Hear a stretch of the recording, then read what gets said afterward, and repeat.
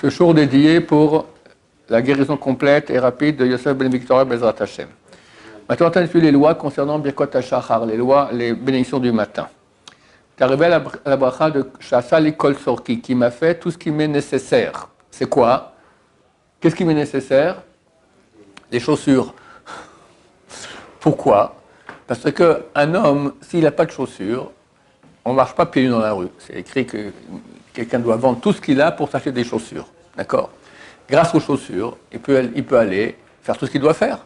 Il va à la prière, il va étudier, il va à la poste, il va faire les emplettes, tout ce qu'il doit faire, d'accord? Il fait grâce aux chaussures. Donc, on dit une bénédiction à Dieu qui m'a créé les chaussures, ça veut dire ce qui me permet, Kol Sorki, de faire tous mes besoins. Maintenant, il y a une discussion entre les rabbins. Est-ce qu'on fait cette bénédiction le 9 Av? On ne porte pas de chaussures. On porte des chaussures, mais pas en cuir. C'est des mauvaises chaussures. Et Yom Kippour, idem, on ne porte pas de chaussures en cuir. Alors Yosef, il dit, oui, et comme ça je fais. Et lui, il fait la bénédiction. D'autres, comme Ben Ishraï, disent que non. Chacun fera comme il veut, d'après son rab, il n'y a pas de problème de faire comme ci ou comme ça.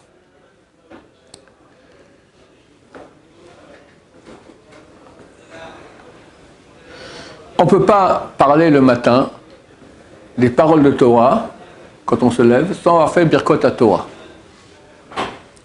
On peut penser, tu travailles le matin, tu as fait ta Sugia de Gemara, fantastique, ça va. Lire sans prononcer, c'est interdit aussi. Et c'est une bracha extrêmement importante.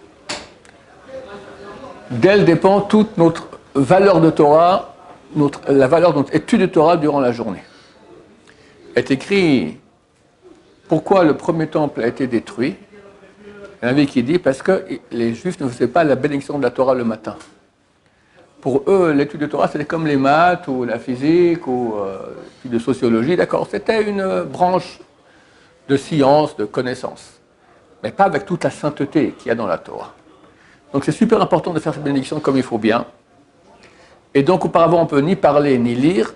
Si on pose une question, on peut répondre oui, non, mais pas plus que cela. Quelqu'un pose une question, je peux me laver les dents un jour de jeûne, et moi je ne peux pas encore faire la bénédiction, je peux dire oui ou non, mais pas plus que cela. Maintenant, les Birkot HaShachar, à part Birkot HaTorah, on peut les faire des camps. Quelqu'un, maintenant voilà, bientôt on aura la nuit de Shavuot. On ne va pas dormir, ceux qui ne dorment pas toute la nuit, ils ne dorment pas toute la nuit. Il faut camp Birkot HaShachar. Birkot HaShachar, on peut les faire dès le minuit juif. Quand le minuit juif commence, c'est une nouvelle journée qui commence. Et on peut faire à ce moment-là.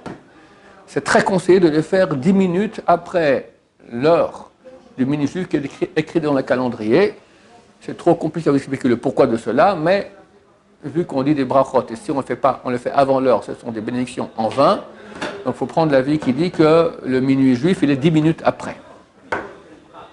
Que quelqu'un reste réveillé toute la nuit, il peut le faire dès ce moment, même si il va dormir, voilà, il a étudié le soir, c'est 2h du matin, on a déjà passé le minuit juif, il peut faire Birkot HaShachar maintenant. Si le minuit juif est passé, il peut le faire. C'est pas conseillé, pourquoi? Dans certains livres, il y a le Ben Ishraï, une fois il dit oui, une fois il dit non. Alors oui pour les Salikim, non pour les autres. Pourquoi? Parce que le matin tu te réveilles, tu es à moitié endormi, et de façon automatique tu commences Birkot HaShachar que tu as déjà fait après minuit, et chaque bénédiction que tu fais, c'est une bénédiction en vain. Birkot HaShachar, on les fait une fois par jour, pas deux. Même si j'ai dormi 8 heures entre les deux, on ne peut pas les refaire. Donc faire attention à cela.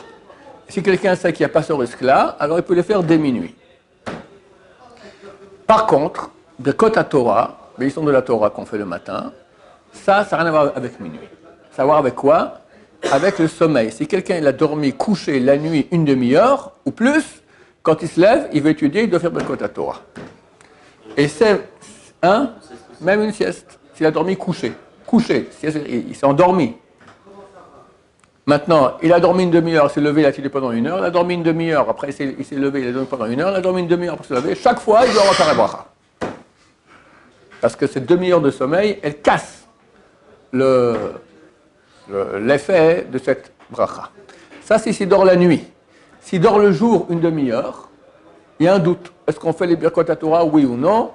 Alors on ne les fait pas. Dans tous les cas où on a un doute qu'on fait une bracha ou pas, on ne la fait pas. C'est bien de la penser. C'est bien de la penser. Le Rabbi Yonah Bachou dit un chidouche intéressant. Il dit, qu'est-ce qui se passe si quelqu'un, il dort, ça arrive ici, des fois à l'Yeshiva, quelqu'un l'après-midi, il est fatigué, en hiver, il va dormir, il se met au lit à 5 heures, pendant une petite demi-heure. Puis à 5h15, il fait déjà nuit. 5h20, on va dire 5h25, d'accord? 25 minutes, il a dormi le jour, 5 minutes, il a dormi la nuit. Est-ce qu'il doit faire Birkot Torah, oui ou non? Il dit que oui. Parce que les 5 minutes qu'il y a eu de nuit, c'était une valeur de sommeil de une demi-heure. C'est un sommeil fixe, c'est un sommeil grand, d'accord? Bien qu'il a dormi que 5 minutes la nuit, mais vu que c'est un sommeil fixe, parce qu'il fait partie d'une demi-heure de sommeil, donc quand il se lève, il doit faire Birkot Torah. Si quelqu'un se lève, on va dire au milieu de la nuit par exemple, il veut faire Tikkun Chatzot, il veut étudier, puis après c'est qu'il va de nouveau aller dormir. Alors il fait Birkot Torah, et comme je dis, quand il se lève le matin de nouveau du sommeil, s'il a dormi encore une fois une demi-heure la nuit, il refait Birkot Torah. Néanmoins, c'est bien, pas obligatoire, mais c'est bien. Si c'est à l'avance, la première fois qu'il va dormir, qu'il pense que Birkot Torah qu'il fait sont valables jusqu'à quand il va aller dormir. On va dire, lui s'est levé à 1h du matin, il va aller dormir de nouveau à 2h du matin, il veut étudier pendant cette heure-là, il dit, je fais maintenant Birkot Torah, mais je pense que ma bracha est valable que jusqu'à 2h du matin, quand je vais dormir après. Pas besoin de dire l'heure, juste à ce que j'aille dormir. D'accord? C'est mieux. S'il n'a pas fait, il n'y a pas de problème, ça va aussi. De toute façon, quand il relèvera une deuxième fois, il refera de nouveau Birkot HaTorah. Si quelqu'un est pressé le matin de faire sa prière, il veut prier il s'est levé tard, le pauvre, et il sait que s'il va faire tous les Birkot HaShachar, tout ce qu'il faut, il va rater la Hamida en public. Commencer la Hamida avec tout le public. Alors on peut sauter certaines parties. Il peut sauter les Birkot HaShachar, à part 2 bénédictions. Une, Elokai Neshama Shenatatabi, parce que quand on fait la Hamida, quand on fait la deuxième bracha, Baruch Ata Hashem Mechaya Metim, qui donne la vie aux morts, c'est le même sujet qui est traité dans Elokai Neshama, l'âme que tu m'as donnée, et tu me la rends. D'accord? Donc on parle maintenant d'une résurrection. Donc si quelqu'un a fait la Hamida, il ne peut plus faire Elokai Neshama. Et idem Birkot Torah. Quand on fait la bracha qui est avant Kriyat Shema, Avat Olam Avtanu, là-bas on parle de l'étude de Torah, Tenuvin Aski, les Shmoa ou la Asot, etc. On parle d'étude de Torah. Celui qui fait cette bénédiction-là, il ne peut plus faire appel Birkot Torah parce que c'est à la place de Birkot Torah. Si il fait Birkot Torah, il fait cette bénédiction. Mais s'il fait cette bénédiction qui est avant Kriyat Shema, il ne peut plus faire après Birkot HaTorah. Voilà, on s'arrête ici pour aujourd'hui. Baruch Adonai, l'Olam, Amen ve Amen.